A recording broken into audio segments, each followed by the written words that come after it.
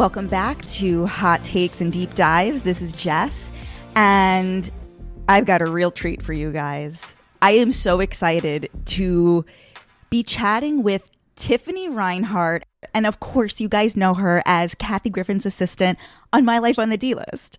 I always loved you on the show, and you just told me that this is your first podcast interview ever, and just thank you so much. Oh, thank you. I have to say, Kathy Griffin, My Life on the D-List, is the quintessential Bravo show pre-Housewives. This show won Emmys and also the sheer star power. I guess initially, tell the story of how did you become Kathy's assistant?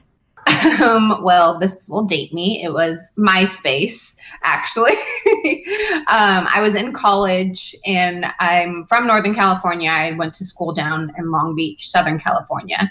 And pretty much I always wanted to work in the entertainment business. So going to school, I wanted to be a publicist. So I was studying that. And just one night I was scrolling MySpace. My Life on the D-List was on already on Bravo. It was like the first or second season. I happened to have watched it randomly. And on someone's top 8 on MySpace, which kids these days don't understand about those things, was Jessica, who was Kathy's assistant at the time. And I just sent her a message and I said, I've always been interested in how personal assistants get their jobs. I never see postings for them or anything like that. So I was just curious how you got your job. I wasn't asking for a job or anything. And she just said, oh, it's who you know in the entertainment business. And I was just like, well, no shit. That thanks, whatever. Mm-hmm. And then a week later, she was like, I need help. By the way, she doesn't know me. We've never met, nothing. I've only sent her one message. A week later, she sends me another message. Hey, I need extra help here. Do you want to come try it out for the day? And I was senior year of college, and I was like, sure, I'll go over there. So I drove to Kathy's house. Again, no one knew me. Just gave me the address, went to her house. I worked with Jessica in the office that Kathy had in the house. We went and picked up Kathy at the airport because she had been on the road touring. So we picked her up in her car, and she was nice, talked a little bit in the car, helped a little bit around the house, and then I left, and that was it. Didn't hear from them. I graduated college. I got a job at a PR firm, and 2 days before I was supposed to start that job, they messaged me on AOL Instant Messenger saying, I can't. saying, come work for me. And I was like, wait, what?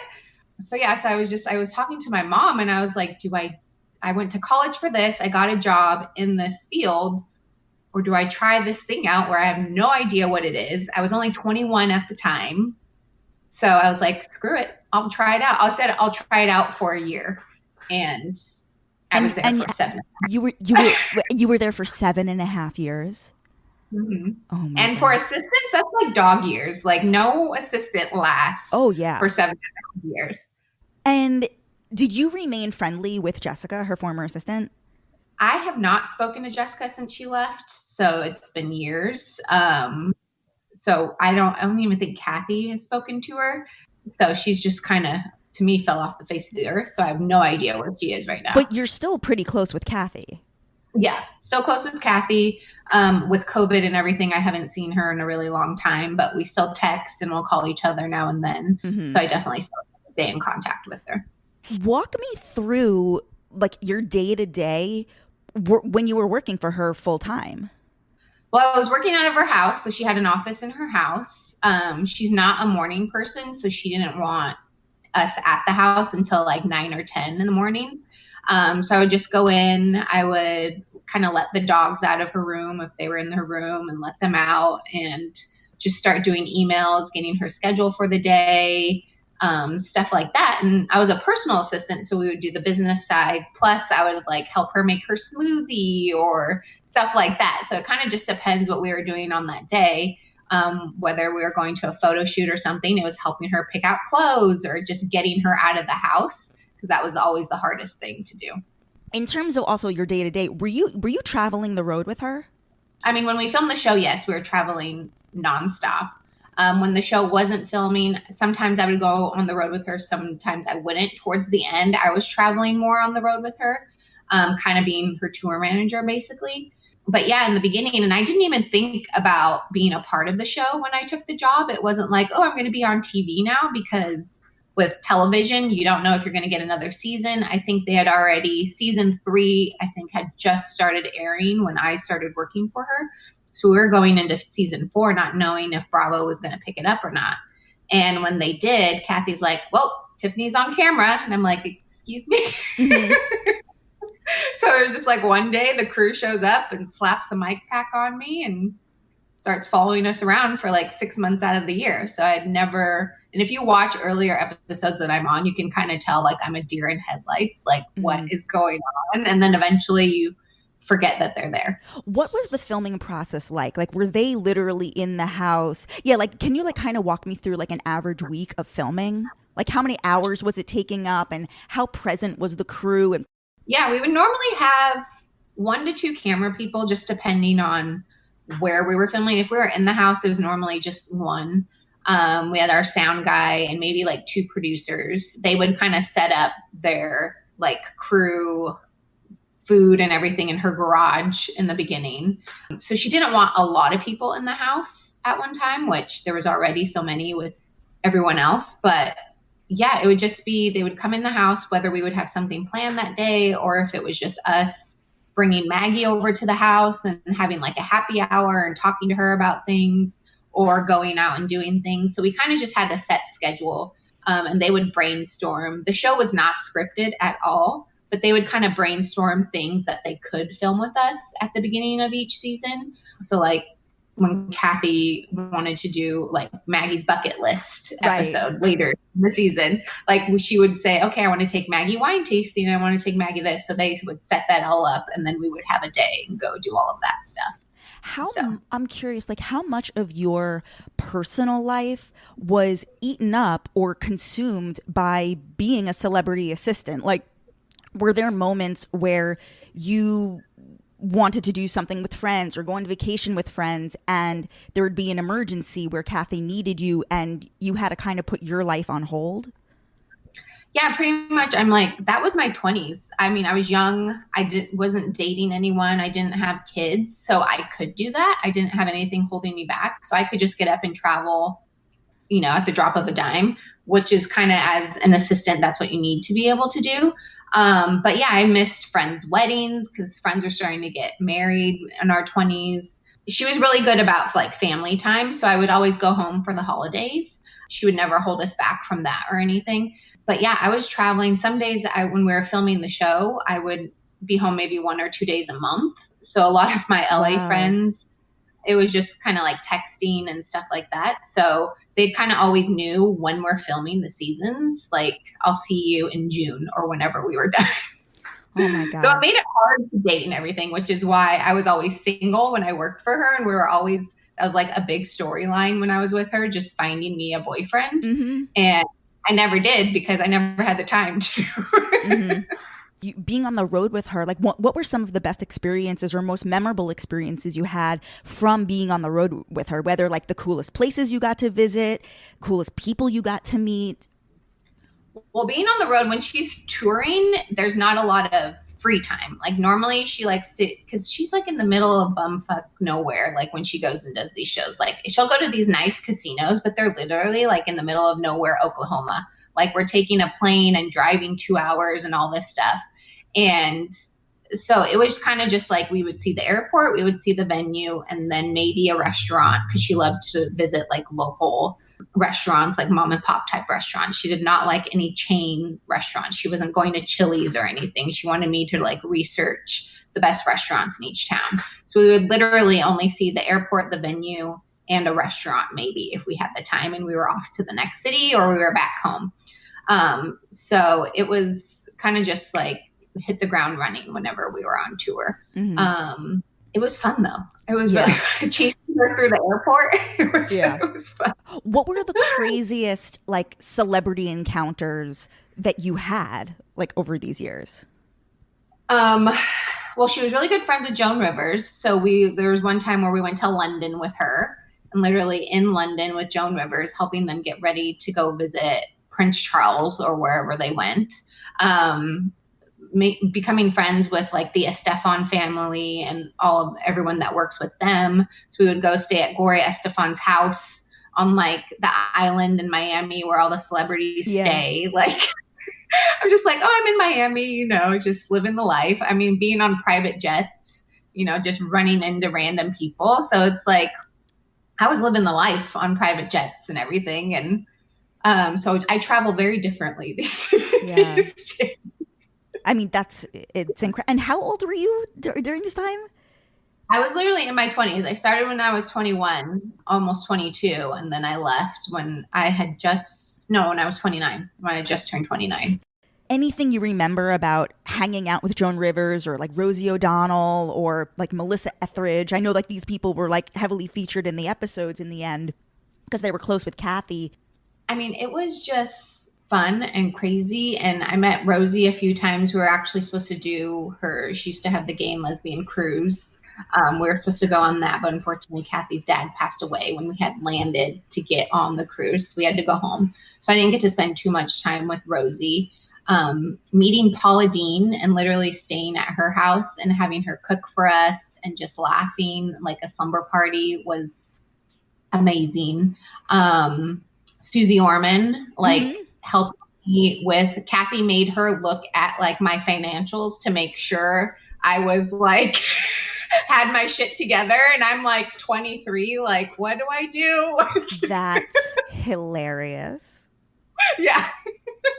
She even one year for like a Christmas present, Kathy paid to have us set up like our estate, our will and everything, because that's like Susie was like, you have to have this set up. So she paid for Suze Orman's lawyer to do that for me. I'm like, I have nothing to claim. I don't own a house. I'm not married, but I'll get it set up. I'll have it. So I had like everything's just set up. She was very big into like having your finances. Like she wanted us to be independent, like don't depend on anyone. So Kathy was a good example on that part. She was very involved in that day-to-day stuff when it came to her finances and everything. Mm-hmm. Just that whole story of what happened with her first husband and how he like stole $75,000 from her. And that was the reason that they got divorced. Did she ever like talk to you about that in terms of like keeping your finances secure and straight and separate and private? Did she like talk to you about that experience at all? She didn't get too deep into it. I mean, I never met her ex-husband. I came in right after that had all like settled down. But yeah, I mean, she just always taught us to just like have your shit together, make sure you're following everything. Don't buy anything you can't afford. And when you are married, to kind of keep it separate and make sure, you know, nothing crazy is going on. And yeah, and just to always be on top of things. That's why she was such good friends with Suze Orman. She would always email Susie or call Susie whenever she had questions. And I remember we filmed with Susie in New York, and that's when Kathy was like, get your tax returns out, print out everything. Susie's going to look at it for you and like make sure you got everything together. I can't. That is so funny. You brought up like the fact that when you started, her other new assistant Tom started, and it wasn't eventually like after like his first year on the show, you know, she was basically like, yeah, my assistant is now living with me, and they weren't public at all about the fact that they were in a relationship for years, right? Listen, it's over 10 years ago. It's fine. She's looking at me like. I mean, maybe. Okay.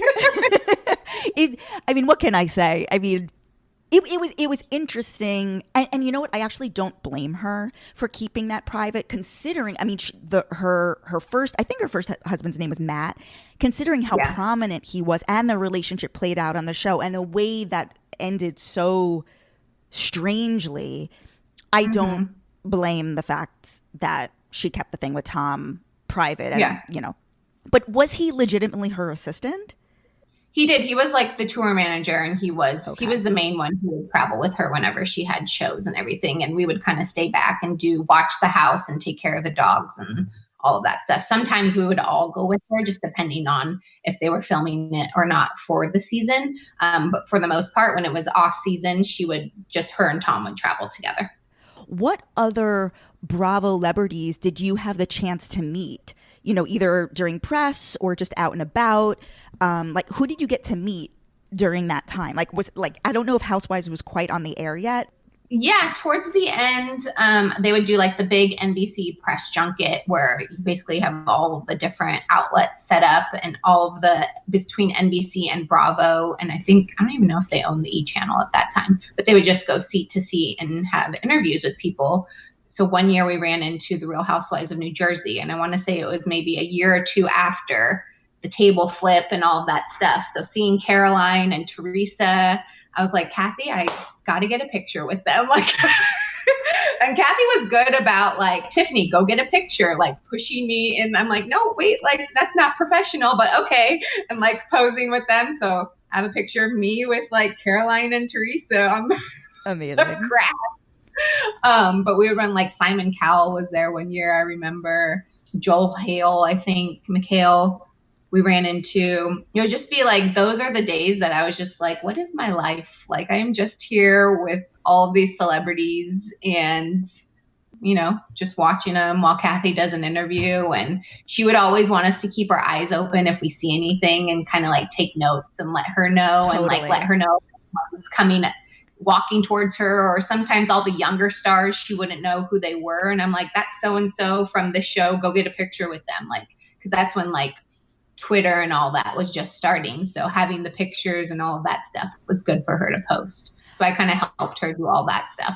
I remember like when the first few years that Housewives was on, that was a huge part of her act. Like she really was very heavy into covering the Housewives and the Kardashians when they first started. Did you guys, or did you ever get to interact with like the New York Housewives or Beverly Hills at all? She was friends with Bethany for a while. We would run into her at a few things. I became friends with Bethany's assistants, who I still talk to today. It's funny because some of the celebrities I would meet, I would become friends with their assistants. Yeah. And we would all have our own little like assistant club, we would call it, which I'm still friends with pretty much all of them that I would hang out with down in LA. And if they're in New York, when I'm in New York, we would hang out with each other.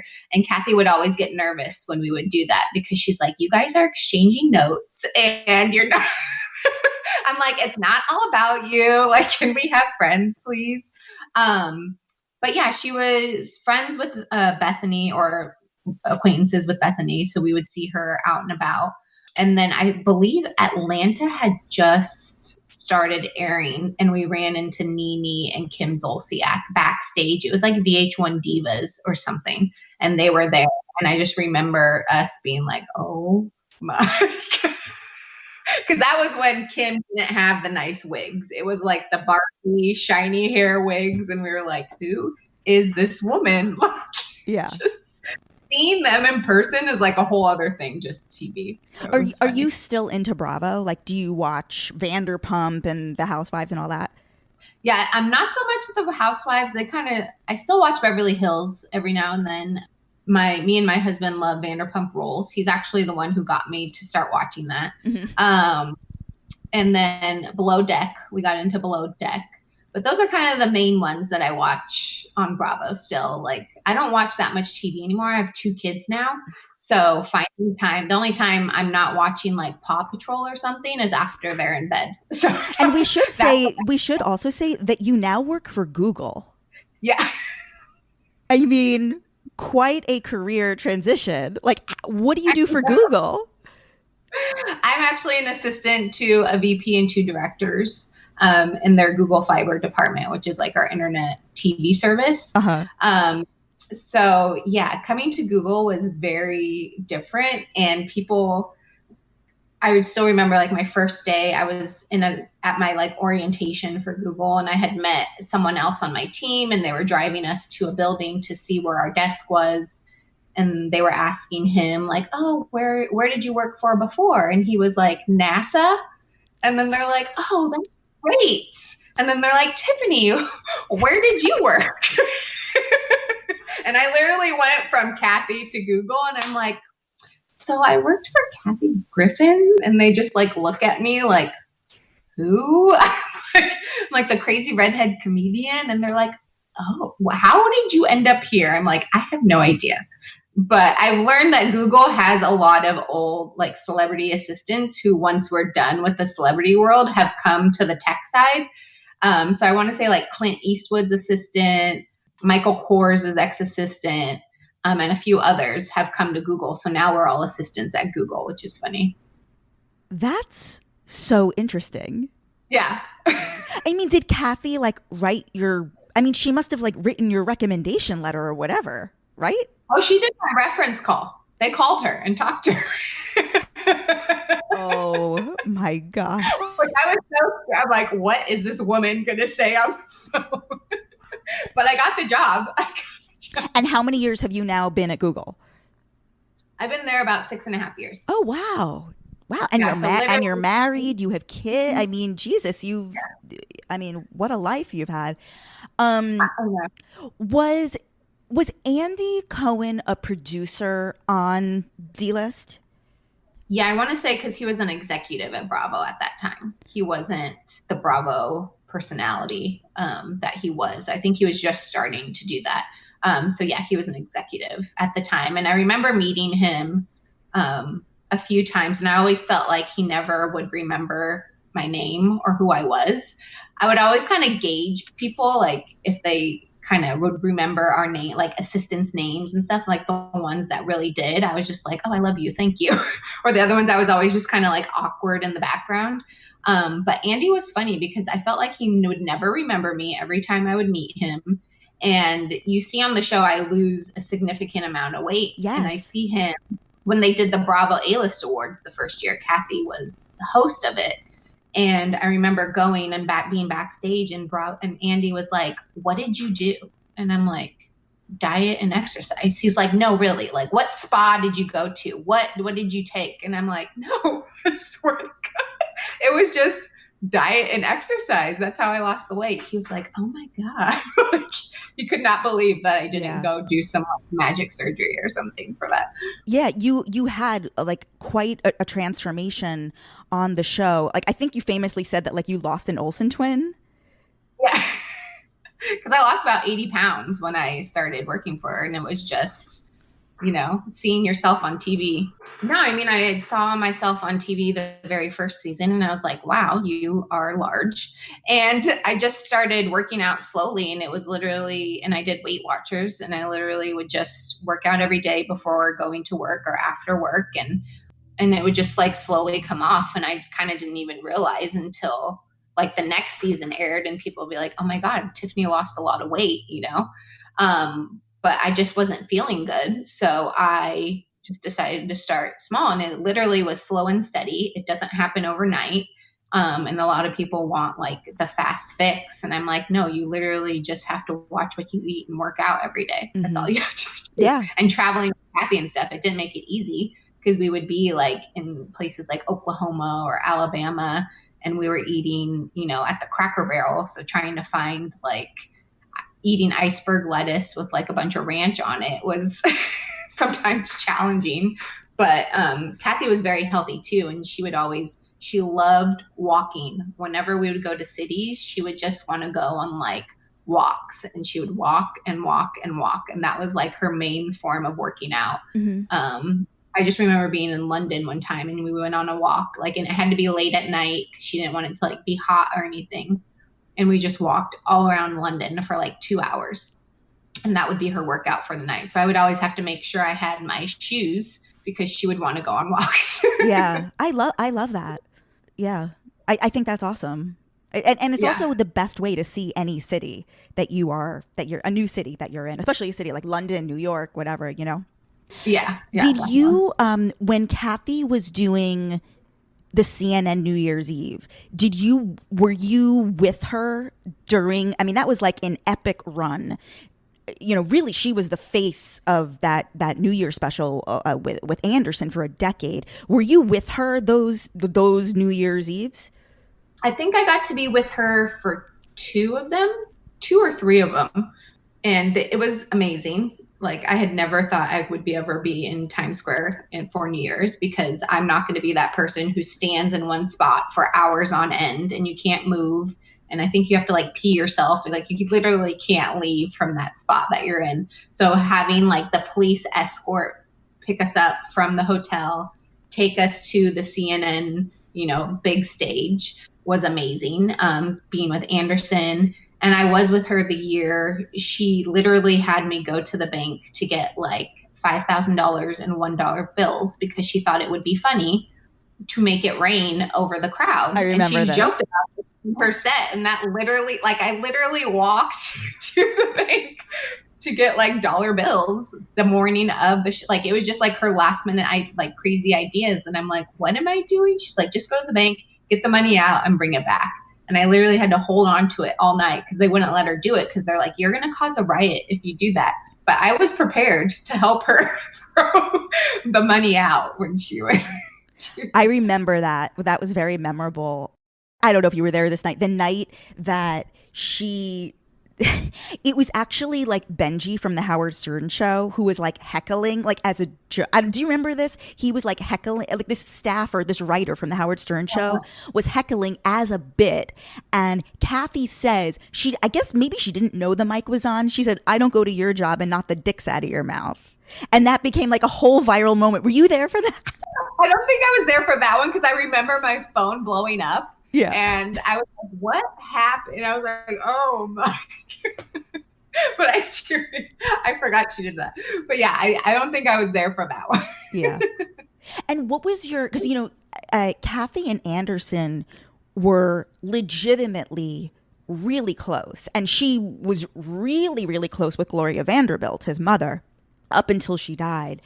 Did you spend much time with Anderson, like offline? I got to, like, after New Year's, she would always invite him back to her hotel room and they would get like pizza and stuff and just kind of debrief from the night. So I got to spend some time with him then. But he was great. He was very nice. And again, he was one of those celebrities who would like know my name and say hi to me whenever we would see him. So that was like how I knew he was a good one.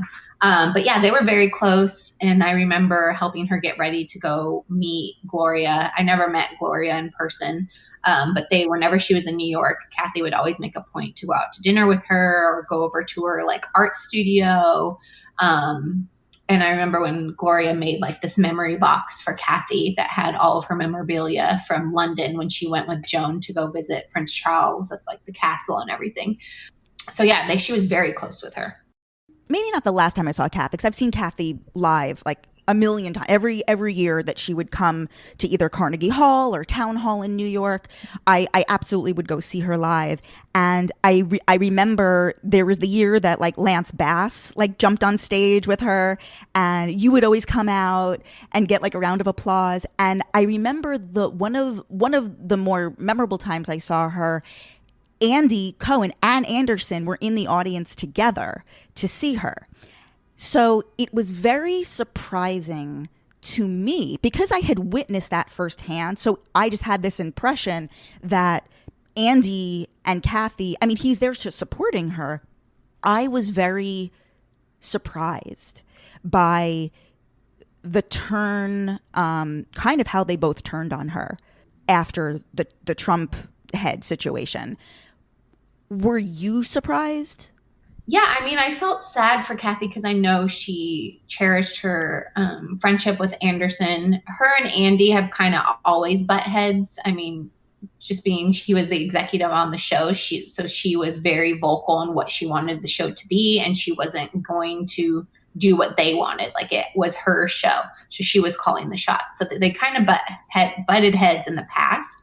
So I kind of wasn't surprised about Andy, but more so surprised about Anderson just because they had been such good friends over the years. Mm-hmm. And I think when she did the Trump thing, that was like maybe 3 years after I had left her. So I don't know where her and Anderson were during that time. So I'm not sure if anything happened in between there. But yeah, no, I was very surprised that he wasn't kind of there to support her during that time. Was it surprising that Andy then got that gig? I mean, I kind of assumed he was going to, but I know that wrecked Kathy because she was such good friends with Anderson. And I didn't even know Anderson and Andy were such good friends in the past, just because I knew only Anderson and Kathy. And I wasn't very close with Andy. So I had no idea that they had been friends for so long. So, I mean, it kind of felt like the next natural thing, but I know it was probably what hurt Kathy the most. After My Life on the D-List ended its run, I mean, an epic run, like six seasons, 2 Emmys, Grammy nomination. So basically, after the D-List ended, she then got her own nighttime talk show on Bravo, lasted 2 seasons, called Kathy. Tell me about that, because you worked on that as well, right? Yeah, I called myself like her Chewy. Chelsea Handler, I was her Chewy in the audience, but she was just kind of like, okay, she would just utilize all of us. She'd like, Maggie's in it, you're in it. And like all the producers, she would just pull in it because she would just see funny things in everyone and be like, oh, you can do it. Like, so we all became actors when we were on the show. So that was very fun. Yeah, I would kind of just be in the audience and she would say funny stories about me or like feed off each other. And I was always the one to be next to Maggie. So I would make sure Maggie was in the audience. But it was fun. It's like getting my hair and makeup done every week. Like I had a stylist helping me pick out clothes. Like never thought she had Anderson actually help try to get me a date. We had like a dating show and Anderson was the host of it. So he was actually helping me get a date on the show. Amazing. So that was another running joke throughout that show, is trying to get Tiffany a boyfriend, which I guess it begs the question, how did you meet your husband? Funny thing, so we've actually known each other since 4th grade. We're from the same town. And at my 2-year high school reunion, we kind of reconnected, and we were the only one there who wasn't with a significant other or who wasn't married or anything. So our joke was, after a few drinks, like, oh, if we're still single at the 20-year reunion, we should just get married. And then like a few months after that, he asked me out. Amazing. So we started dating like the last year I was working for Kathy. So I had already started thinking about moving back to Northern California just because I wanted to be closer to family. And so when I started dating my husband, I was driving home pretty much every weekend to come see him, or he was coming down to LA. So it was kind of just like a natural progression for me just to end up leaving Kathy and moving back home.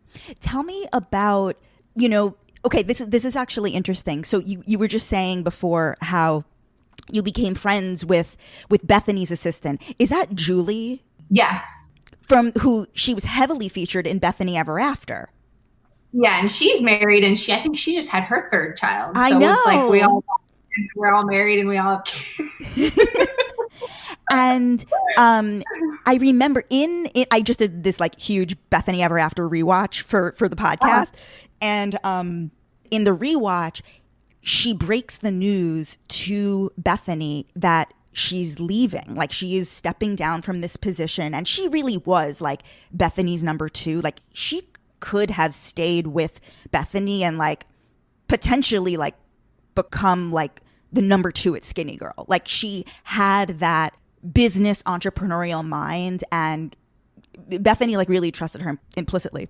I say this because in that episode where she basically sits Bethany down as like, I'm leaving, she was moving home to be with her boyfriend, the guy she eventually marries, and you become so close, working day in, day out. So my question for you is, how did you decide to leave Kathy after all of this success and all of these, shared experiences together? And how did she, take that news? Yeah. I mean, it was a very hard decision. I was fresh out of college when I took the job with her. And again, I was like, oh, I'll try it for a year. And I stayed with her for almost 8. So when I started thinking about it, I'm like, what would I possibly do after working for her?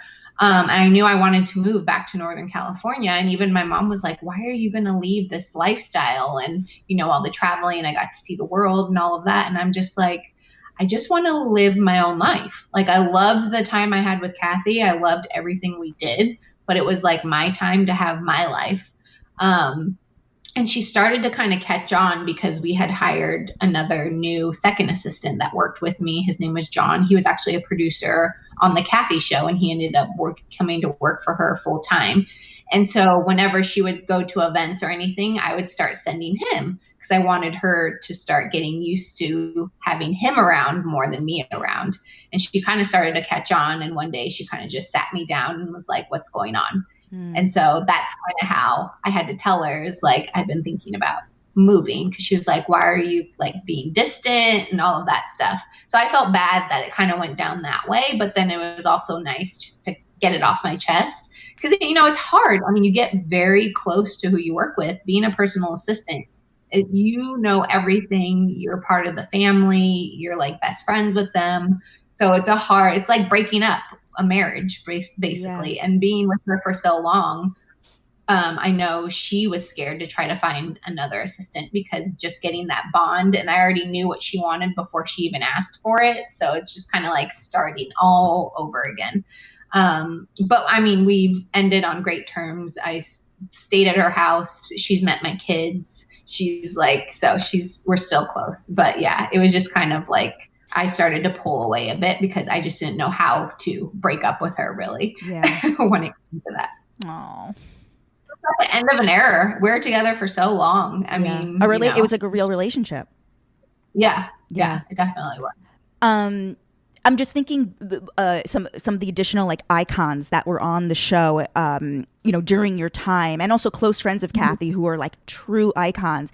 Bette Midler was on the show, Lily Tomlin. I don't know if Cher was ever on the show, but like Kathy's told endless stories of like being in the bathtub with Cher. Like, how close did you get to these legends?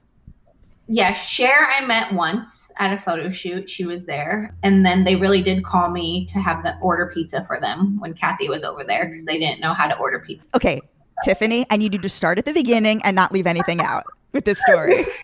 This is one of her stand-up specials. She literally calls, like, heard Cher call me. Like, I had just gotten off of work. I knew she was going over to Cher's house for dinner. I had gotten home and my phone rings and it's Kathy. And I'm like, hi. And she's like, hi, I'm here with Cher and we don't know how to order pizza. Can you send pizza to Cher's house? And I'm like, wait, what? And Cher's like screaming in the background, like, we need pizza. And I'm just like, what is happening? So I think I ended up getting pizza sent to the house. I'm just like, and I'm like Googling like Malibu pizza companies, because she lives in Malibu. I'm like, I don't even know any pizza places in Malibu. So it's just like, yeah, that was my life. and then another funny time was when we were in Ireland, and she was doing a bunch of tour stops there. And we ran into she was a big Foo Fighters fan, and she found out the Foo Fighters were in town and they were actually staying at the same hotel as us. So we went to their concert, and then I went to bed, and Kathy had this big suite, and I think I had another room like attached to her suite. And in the middle of the night, Kathy was a night owl, so I would always go to bed way before her. Like, she wouldn't go to bed till like 3 or 4 o'clock in the morning. But I'm like, I'm going to bed. See you in the morning. And so she comes in the room. She comes in the room in the middle of the night with Dave Grohl. I'm sleeping. I have like glasses on, my retainer. She turns on all the lights, and her and Dave Grohl just come wake me up in the room. And what'd they do? What'd they do? She was just like being funny and waking me up in the middle of the night, like having me come out into the living room to like come chat with them. And I'm just like, what? And it was Kathy's publicist was with me too at that time. So she was like, both of us were like, what is happening? So funny. Tell me more. Yeah. Any other goodies? Any other good stories? I'm trying to think of what else. Oh, wait, I'm remembering something. I don't know if you may not have been with Kathy at this point. She did this bit with NSYNC, because this was like 2000. This was way too early, but she did this bit with NSYNC and then later became close with Lance before he came out. Mm-hmm. And that was interesting, because she like sort of would like allude to him being gay. I mean, now he's like the gayest person alive, like the most publicly gay. I mean, I was a huge NSYNC fan growing up. Like, my goal, like, I wanted to work in the entertainment business to like marry Justin Timberlake. I still want to marry Justin Timberlake. My husband just knows that. Yeah. But so when I started working for Kathy, and this was before Lance came out, it was like a few months before Lance came out. I remember she said something about being at his house with his boyfriend. And I'm like, because I didn't know he was gay because it wasn't out. And I was like, his boyfriend? She's like, yeah. And I was just like, okay, confirmation that he's gay. Like, I just Yeah. remember thinking like, oh my God, like she knows Lance Bass. I'm like 1 degree away from Justin Timberlake. And I became good friends with Lance and his assistant, and I would go over there. He would have game nights all the time, and there'd be random other celebrities there, like Jamie Lynn Sigler, and like when he was on Dancing with the Stars, we went backstage and saw him and met his partner Cheryl Burke at the time. So he would just always have these random game nights, and I would always be invited to them.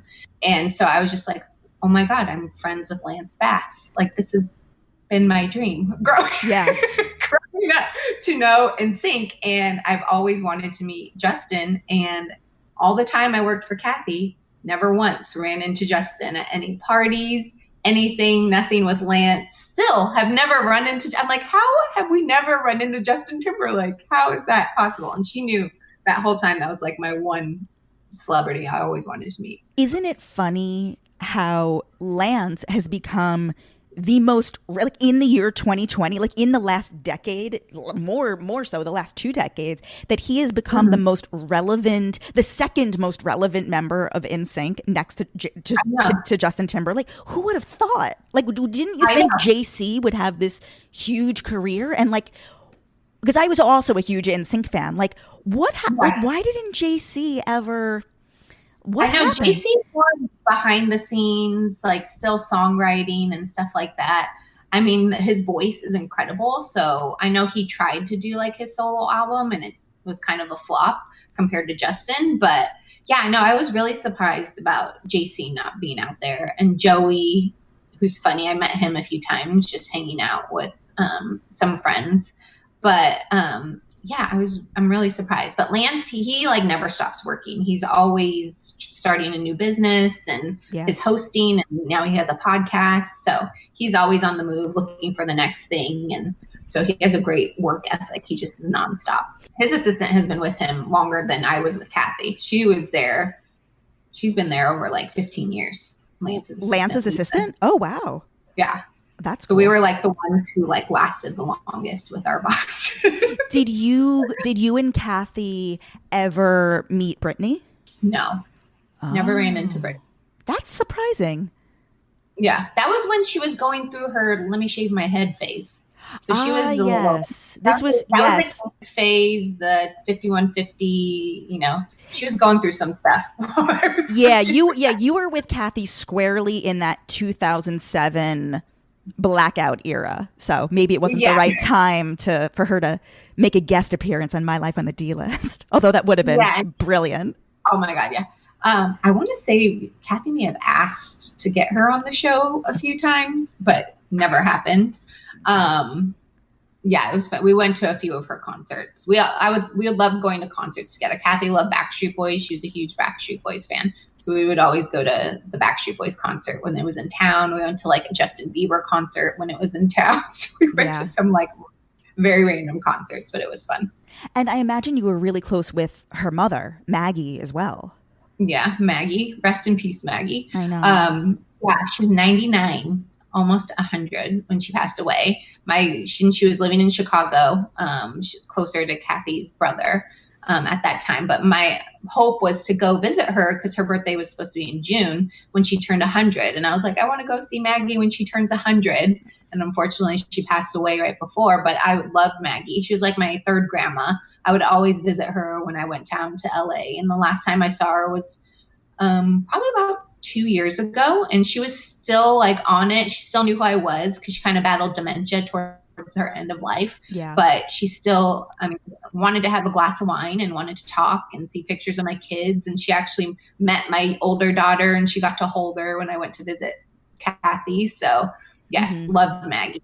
Loved Maggie. I guess, to wrap up, final question, aside from the Suze Orman finance advice, the Suze Orman finance guidance, what was your number one takeaway or the best piece of advice that you got from your time working so closely with this larger than life, hardest worker in showbiz person?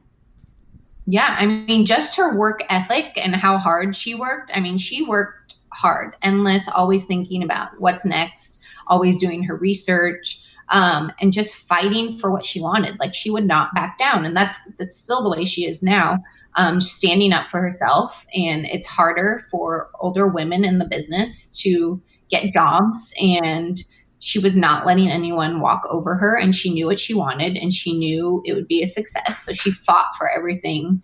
And yeah, just how strong-willed she was, and such a hard worker. And just watching that was always inspiring to me, because she was so successful, and she has been so successful all these years. And so it made me so happy when she won the 2 Emmys for the show, and she finally got to win her Grammy for her CD.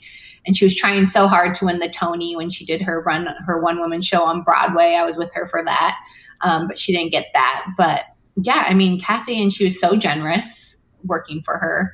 And she was so nice to my family too, even through the years. So yeah, I mean, we were like one big dysfunctional happy family, but we loved each other, and we still do, and we're still best friends. So yeah. Oh, it's so nice. It's great to see you, to catch up with you. I mean, you're doing so well, thriving. You're at Google, married, kids. You're like a Hollywood success story. Right? I'm in these COVID times. I'm like barely surviving with kids and everything. Thank God their daycare's open again. I was gonna say, this is my makeshift office at home now that Google's not having us back until July of next year. So now I'm just working at home right now, which is amazing for me. I'm fine. Yeah. I'm happy at home. Yeah. What is like the biggest perk of working for Google? The stock options we get. I mean, so Suze Orman would be proud of that. She was very proud of that. I was going to say them feeding us, like, I don't know if you've ever seen that movie, The Internship, about doing the internship at Google. And everyone asked me if that's how it is working at Google. And I'm like, yeah, kind of. I'm like, they give us food. They warn you about the Google 15. You gain 15 pounds your first year, because there's literally like food 10 feet away from you at all times, whether it's snacks or they're giving us something for free. Could go get a massage during the day. They had like masseuses on campus, and go work out, all that stuff. So yeah, I mean, they take care of their employees. But now we all work from home, so we don't have we have to feed ourselves, which is like the hardest part. If people want to, reach out to you for, if they're looking for advice about getting started, maybe they want to become an assistant, or they're just looking for advice, maybe they want to get started at Google, how can people get in touch with you? Yeah, I'm on Instagram mainly these days, just at Tiffany Helzer. But yeah, follow me on there. I mean, I post lots of pictures of my kids and funny things my husband does. So if you're interested in that, feel free to follow me. Or if you have any questions about being an assistant or working at Google, I'm happy to answer those as well. Awesome. Tiffany, thank you so much. This was so fun. Oh, thank you. Guys, you can follow me, Jess XNYC, follow the show account, Hot Takes Deep Dives. Jump on the Patreon, patreon.com/Hot Takes Deep Dives. We've got, what do we have on there now? We have behind the scenes of a couple interviews. We have interview or like a little chat with my friend who used to work with Barbara Kay. I tell a story about being in Bethany's apartment that I've never shared before, and Astrology with Andy did a reading on Kim and Kanye. So just hop over to patreon.com/Hot Takes Deep Dives. Subscribe for just $5 a month, and you can get access to those. All right, we'll see you soon. Thanks.